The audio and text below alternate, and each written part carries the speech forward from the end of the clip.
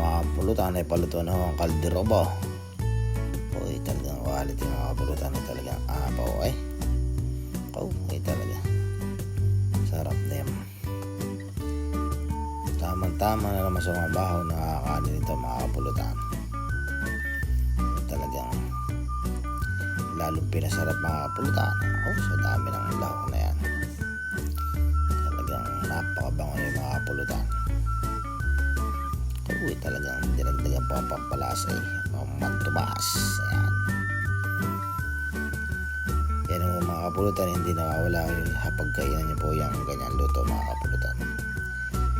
Yung kalderobo ay talaga naman number 1 ho yan din sa Batangas sa amin. Eka nga ho talagang napakasarap po niyan. Talagang pagpapawisan ka ho diyan mga kapulutan. Talaga namang ayos na ayos eh. Yan sinasabing mga quality mga kapulutan.